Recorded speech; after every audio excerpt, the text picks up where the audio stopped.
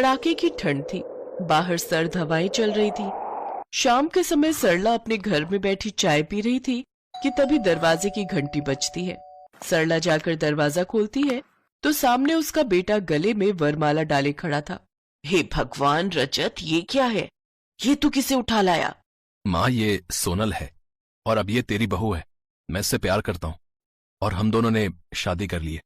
हे राम, ये तूने क्या किया? अरे पाखी, देख तो आकर, तेरा भाई दुल्हन ले आया है। न दान न दहेज, न बैंड न बाजा। हे भगवान, अब मैं समाज को क्या मुंह दिखाऊंगी? लोग क्या कहेंगे? इकलौते बेटे का ब्याह, वो भी ऐसे? सत्यानाश, अब रिश्तेदार हंसेंगे मुझ पर। अरे वाह भैया, भाभी तो बहुत ही सुंदर है। और माँ, अब तुम भी चुप हो जाओ। अब ये इस घर की इज्जत, इस घर की बहू है। सरला जल भुन कर अंदर चली जाती है। फिर पाखी अपनी भाभी का गृह प्रवेश कराती है और उसे उसके कमरे तक ले जाती है। अगली सुबह नई बहू सोनल की पहली रसोई थी।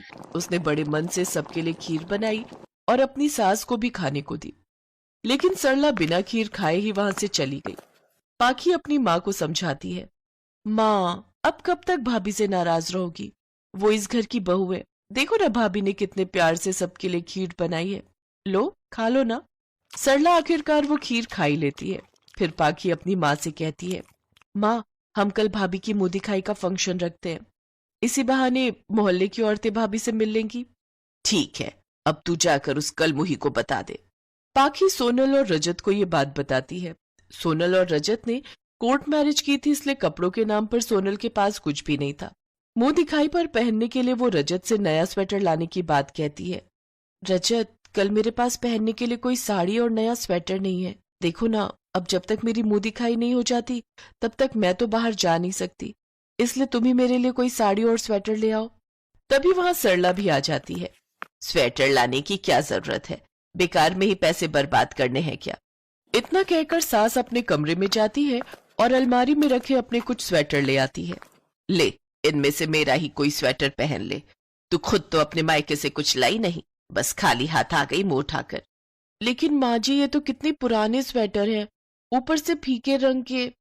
हाँ, तो ये मिल रहा है, वही शुक्र मना तू। अरे, अगर मेरा रजत मेरी पसंद की लड़की लाता ना, तो उसे तो मैं गहनों में और नए नए कपड़ों में तौल देती।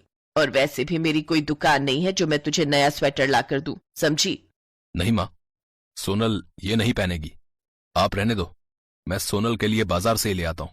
शाम को रजत जब साड़ी और स्वेटर लेकर आता है तो उस स्वेटर को देखकर सरला की आंखें भी चमक जाती हैं। रजत जैसे ही स्वेटर सोनल को देने लगता है, उससे पहले ही सरला वो स्वेटर छीन लेती है। अरे वाह, ये तो बहुत सुंदर है और रंग भी देखो कितना प्यारा है। ये तो मुझ पर खूब खिलेगा। लेकिन माँ जी, ये स्वेटर तो ये मेरे लिए लाए हैं ना। लाए हैं तो क्या हो गया? अब ये मुझे पसंद आ गया है, इसलिए अब ये मेरा है। माँ जी, ये गलत बात है। अब मैं अपनी मुंह दिखाई में क्या पहनूंगी? जो मर्जी पहन मेरी बला से। सुनिए ना, आप माँ जी के लिए ऐसा ही स्वेटर ले आइए ना। लेकिन ये पॉसिबल नहीं है सोनल, क्योंकि उस दुकान में ये लास्ट पीस ही बचा था।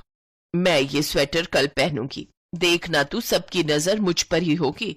और वो पड़ोस वाली कमला, वो तो देखना कैसे जलेगी मेरा ये नया स्वेटर देखकर। हाँ, जैसे आपको जलन हुई मेरा ये स्वेटर देखकर। सरला वो स्वेटर ले जाकर अपनी अलमारी में रख देती है। ये देख सोनल को बहुत गुस्सा आता है। फिर सरला जब पूजा करने के लिए जाती है तो सोनल उस स्वेटर पर चाय गिरा देती है और उसे वापस अलमारी में रख देती है। सासू माँ, अगर आप मुझे ये स्वेटर नहीं पहनने देंगी तो मैं भी ये स्वेटर आपको नहीं पहनने दूंगी। बड़ी शातिर समझती है ना आप खुद को, लेकिन ये मत भूलो मैं भी आपकी ही बहू हूँ। अगले दिन सोनल की मुंह दिखाई होती है। सब मोहल्ले की औरतें सोनल की मुंह दिखाई के लिए वहां आती हैं। सोनल पाखी का दिया हुआ स्वेटर अपनी मुंह दिखाई में पहनती है। सभी उसकी सुंदरता की बहुत तारीफ करती हैं।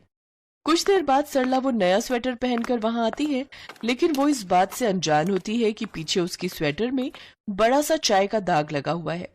वो दाग देख सभी औरतें खूब हंसती हैं और उसका मजाक उड़ाते हुए कहती हैं, अरे सरला बहन, तेरे स्वेटर पर बना ये चाय का डिजाइन तो बड़ा ही अच्छा लग रहा है। लगता है ये स्वेटर तुझे इतना पसंद है कि अपने साथ साथ तो इसे भी चाय पिलाती है।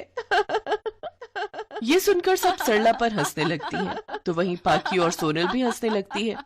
तभी सोनल धीरे से अपनी सास के कानों में कहती है, माँ जी, इसे कहते हैं शेर पर सवा शेर। बेचारी सरला अपना माथा पकड़कर बैठ जाती है। फिर उसे अपनी गलती का एहसास हो जाता है। वो सोनल से माफी मांगती है और फिर उसे नए नए स्वेटर और कपड़े लाकर देती है।